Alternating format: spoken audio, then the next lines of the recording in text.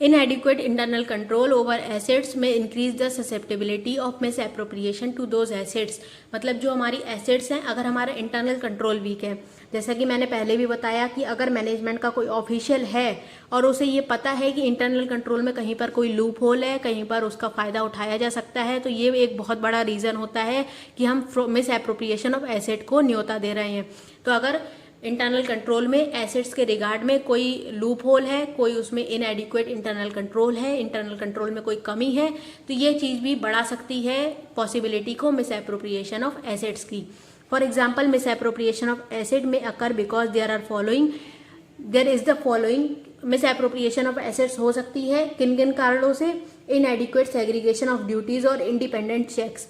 जो segregation of duties होती है, जो डेलीगेशन ऑफ अथॉरिटी होती है, अगर वो इनएडिक्वेट है, मतलब कि किसी को पता ही नहीं है कि किसका क्या काम है, ऑर्गेनाइजेशन में जिसका जो मन करता है वो जना वो काम कर देता है, वो जना वो ड्यूटी परफॉर्म कर देता है। अगर प्रॉपर सेग्रीगेशन ऑफ ड्यूटी नहीं है, प्रॉपर इंडिपेंडेंट चेक्स नहीं है, तो फिर ये चीज़ मिस एप्रोप्रिएशन ऑफ एसेट कर सकती है।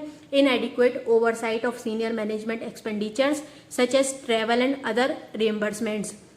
अगर जो सीनियर मैनेजमेंट है उनके एक्सपेंडिचर्स का इनएडिक्वेट ओवरसाइट है, मतलब उनको चेक करने वाला कोई नहीं है, उनका प्रॉपर कैलकुलेशन नहीं होती है, प्रॉपर उनका मैनेजमेंट नहीं होता है, प्रॉपरली वो रिकॉर्ड नहीं करे जाते हैं। जैसे कि कौन कौन से एक्सपेंडिचर हो सकते हैं? ट्रैवल के रिलेटेड एक्सपेंडिचर या फिर रिएम्बर्समेंट से रिलेटेड एक्सपेंडिचर।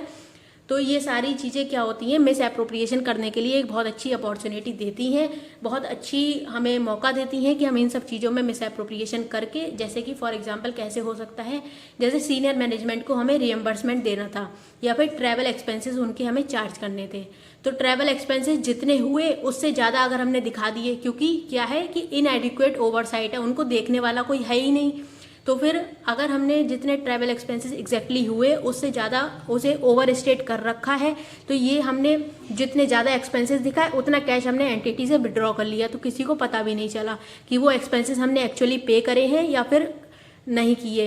तो ये सब चीज़ें मिस एप्रोप्रिएशन ऑफ एसेट करा सकती हैं। Inadequate record keeping with respect to assets के रिगार्ड में हमारे पास में रिकॉर्ड प्रॉपर नहीं है, प्रॉपर रिकॉर्ड हम मेंटेन नहीं कर रहे हैं।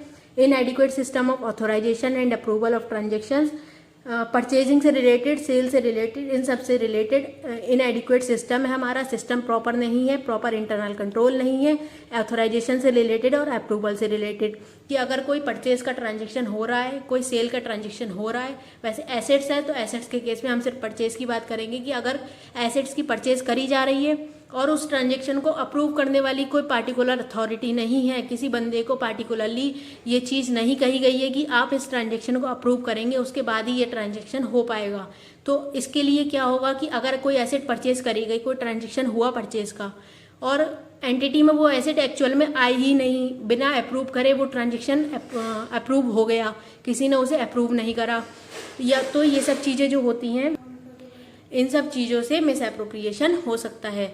इनएडिक्वेट physical safeguards over cash, investment, inventory और फिक्स एसेट। फिजिकल सेफगार्ड नहीं है उनका, उनको देखने वाला कोई नहीं है, फिक्स एसेट्स को प्रॉपर उनकी सिक्योरिटी की कोई इंतज़ाम नहीं है, कोई उनको सिक्योरिटी नहीं प्रोवाइड की गई है, या फिर जो इन्वेस्टमेंट है उनकी कोई सेफगार्डिंग नहीं है, जो इन्वेंट्री है उसकी कोई सेफगार्डिंग नहीं है। टोटल इसमें यही कहा गया है कि अगर हमारा इंटरनल कंट्रोल वीक है, अगर हमारा सिस्टम वीक है, अगर हम प्रॉपर रिकॉर्डिंग नहीं करते हैं, प्रॉपर वाउचिंग नहीं करते हैं, ट्रांजेक्शन्स को अप्रूव करने के लिए कोई प्रॉपर अथॉरिटी नहीं है, तो मिस एप्रोप्रिएशन ऑफ एसेट करना बहुत आसान हो जाता है। उसके बाद है lack of complete and timely reconciliation of assets. Reconciliation of asset का मतलब जो फिजिकल वेरिफिकेशन है एसेट्स की, यानी कि हम एसेट्स को फिजिकली वेरीफाई करते हैं कि जितनी एसेट्स हमारे रिकॉर्ड में दिख रही हैं उतनी एसेट एक्चुअल में हमारे पास प्रेजेंट हैं या नहीं है। तो lack of complete and timely reconciliation है, यानी कि हम टाइमली रिकन्साइल नहीं करते हैं अपनी एसेट्स को फिजिकली जो एसेट्स प्रेजेंट है उससे।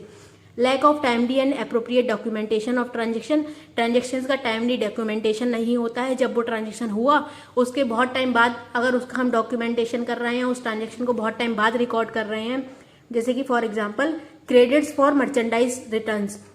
अगर हमने क्रेडिट्स फॉर मर्चेंडाइज रिटर्न, इसका क्या मतलब हुआ कि अगर हमने कोई प्रोडक्ट परचेज करा, अब हम उस चीज़ को, या फिर हमने कोई एसेट परचेज करी, अब हम उस चीज़ को रिटर्न कर रहे हैं, मतलब हमने उसको या तो रिपेयर के लिए भेज दिया या फिर रिटर्न कर दिया, तो इन सब चीज़ों की लैक डॉक्यूमेंटेशन होता है इन सारे ट्रांजेक्शन्स का, बहुत देरी से इन सब ट्रांजेक्शन्स को, तो फिर उसकी प्रॉपर रिकॉर्डिंग नहीं हुई, प्रॉपर उसके लिए क्रेडिट नहीं प्रोवाइड किया गया। उसके बाद है lack of mandatory vacations for employees performing key control function.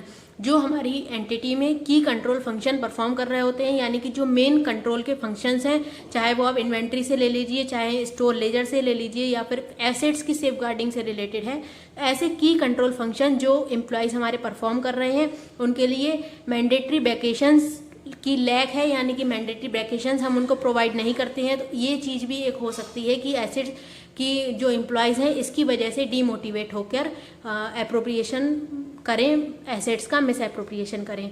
इनएडिक्वेट management understanding of information technology. अगर मैनेजमेंट इंफॉर्मेशन टेक्नोलॉजी को समझने में मतलब इंफॉर्मेशन टेक्नोलॉजी को नहीं समझ पाता है, which enable information technology employees to perpetrate a misappropriation, मतलब कि जो हमारा मैनेजमेंट है वो टेक्नोलॉजी को इतने अच्छे से नहीं समझ पाता है, इतने अच्छे से कोप अप नहीं कर पाया है टेक्नोलॉजी के साथ। तो जो मैनेजमेंट, जो ऑफिशियल हमारा टेक्नोलॉजी से डील करता है, जिस ऑफिशियल की वजह से हमारी एंटिटी में टेक्नोलॉजिकल वर्क परफॉर्म हो सकता है, वो एम्प्लॉयज़ के पास में बहुत अच्छा मौका होता है कि वो टेक्नोलॉजी की वजह से एसेट्स में मिस एप्रोप्रिएशन करें। क्योंकि मैनेजमेंट उस गलती को पकड़ ही नहीं पाएगा, क्योंकि वो टेक्नोलॉजी को इतने अच्छे से समझता नहीं है, उसे टेक्नोलॉजी की प्रॉपर इन्फॉर्मेशन नहीं है। उसके बाद है inadequate access control over automated records. जो ऑटोमेटेड रिकॉर्ड्स हैं उसके ऊपर इनएडिक्वेट एक्सेस कंट्रोल, यानी कि उसके ऊपर कंट्रोल प्रॉपर नहीं है, including control over and review of computer system and event logs. जो कंप्यूटर सिस्टम का रिव्यू है या फिर जो कंट्रोल का रिव्यू है, टोटल रिव्यू हमारा बहुत वीक है, हम प्रॉपरली रिव्यू नहीं कर पाते हैं हर चीज़ को। तो ये सब चीज़ें हैं जो कि अपॉर्चुनिटी देती हैं हमारे मैनेजमेंट को या फिर हमारे एम्प्लॉयज़ को कि हम मिस एप्रोप्रिएशन करें। उसके बाद हमारा लास्ट टॉपिक है, एक बहुत ही छोटा सा टॉपिक रह गया है, एटीट्यूड्स एंड रेशनलाइजेशन। एटीट्यूड्स और rationalisations. Disregard for the need for monitoring और reducing risk related to misappropriation of asset. मतलब कि अगर हमने डिसरिगार्ड करा हुआ है, हमने ध्यान ही नहीं दिया है किस चीज़ के प्रति, मॉनिटरिंग के रिलेशन में, या फिर risk of miss appropriation of assets को रिड्यूस करने के रिलेशन में, हमने उस तरफ अपना ध्यान ही नहीं दिया, हम उस चीज़ को बिल्कुल भी रिव्यू नहीं करते हैं, बिल्कुल भी मॉनिटर नहीं करते हैं कि हमें risk of miss appropriation of asset को रिड्यूस करना है या फिर उन्हें मॉनिटर करना है।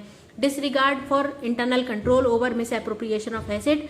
इंटरनल कंट्रोल को डिसरिगार्ड करना, इंटरनल कंट्रोल के ऊपर ध्यान नहीं देना मिस एप्रोप्रिएशन ऑफ एसेट से related by overriding existing control. जो हमारा एग्जिस्टिंग कंट्रोल है, जो हमारा इंटरनल कंट्रोल है, उसको ओवरराइड करते हुए, उसको स्किप करते हुए, उसको वायलेट करते हुए, और by failing to take appropriate remedial action on known deficiencies in internal control. या फिर हमें पता है कि हमारे इंटरनल कंट्रोल में क्या दिक्कत है, क्या कमी है, तब भी हम उसको ओवरराइड करते हैं, हम समय पर उसके लिए रेमेडियल एक्शन नहीं ले पाते हैं, हम समय पर उसके लिए कोई एक्शन नहीं ले पा रहे हैं, जबकि हमें पता है कि क्या कमी है हमारे इंटरनल कंट्रोल में, तब भी हम कोई एक्शन नहीं लेते हैं। तो ये सब चीज़ें होती हैं कि हम अपने इंटरनल कंट्रोल को बहुत ज़्यादा अनदेखा कर रहे हैं, हम उसके ऊपर बिल्कुल भी ध्यान नहीं दे रहे हैं, जिसकी वजह से मिस एप्रोप्रिएशन ऑफ एसेट हो सकती है।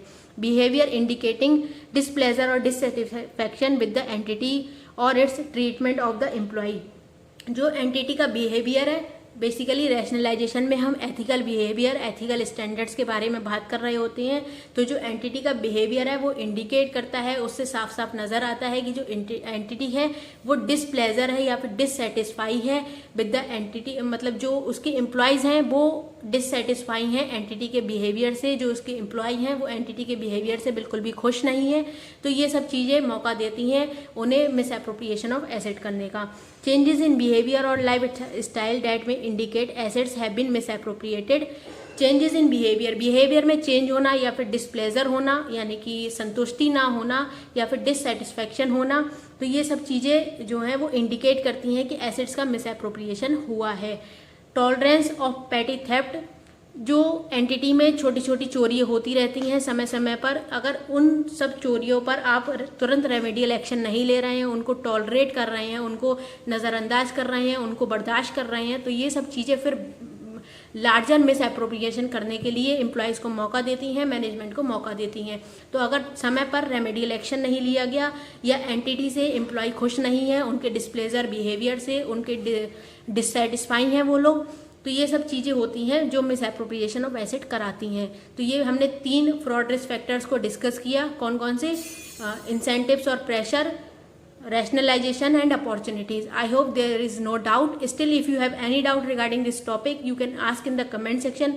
We will definitely try to answer your questions.